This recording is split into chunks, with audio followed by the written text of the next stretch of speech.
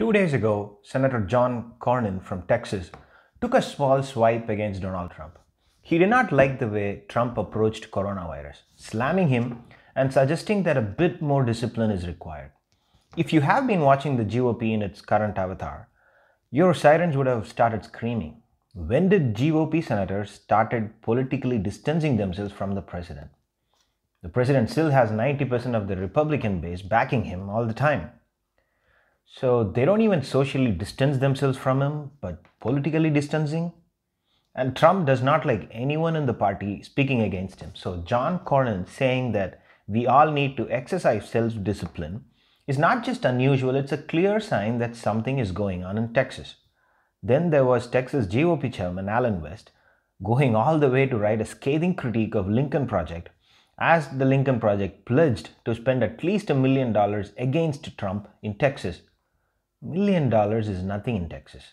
The Senate race between Ted Cruz and Beto O'Rourke saw more than $125 million spent in Texas. So $1 million is a drop in the Texas bucket. But why is Alan West running around as if his head is lit on fire? So on the one side, Senator Cornyn, who is facing closer than expected challenge in Texas Senate race, is politically distancing himself from Donald Trump, and Alan West loses all his bearings for $1 million investment from Lincoln Project. Are we missing something? Oh yes, we are.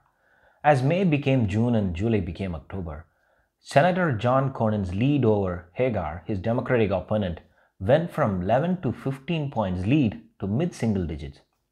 NY Times Upshot poll that was released on September 23rd had Senator Cornyn ahead by just 6 points. If Senator's lead has shrunk from more than 12 points in May to 6 points in early October, the momentum is clearly on Hagar's side. It may not be enough to win the Texas Senate seat, but it looks like it has been enough to rattle Senator Cornyn and Alan West. Part of the reason for their panic is also Trump's standing in Texas. Trump has been holding a very slim 1 or 2 point lead over Biden in Texas. And Senator John Cornyn's lead is much bigger than Trump's lead. What that means is there are plenty of voters who are planning to vote for Joe Biden for president and Republican for the Senate. If Trump's ratings keep sinking further, it will drag John Cornyn further down. So Senator Cornyn now feels it's better to politically distance himself from Trump. In 2016, Trump held a comfortable lead over Hillary in Texas, between 4 to 13 points in the last 1 month before the election. Trump won the state by nearly 9 points.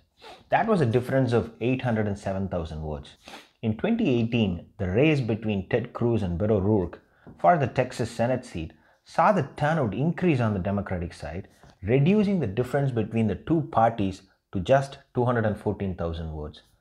Texas is certainly way too big, but if Biden can target 250,000 voters, it might be enough to turn the state around. And that's exactly where Lincoln Project can produce devastating results for the Texas GOP. Because if you look at it, the Lincoln Project is not focused on turning out Democratic voters, but it is more focused on chipping away at Republican votes. Let's say there are 101 Republican voters and 100 Democratic voters. If you take one vote from the Republican side and add it to the Democratic side, you end up with 100 Republican voters and 101 Democratic voters. Moving one Republican vote to the other side is as good as turning out 2 votes for the Democrats. Beto O'Rourke got 4.05 million votes in 2018, and every single one of that vote will be leaning towards Biden this time. Ted Cruz got 4.26 million votes.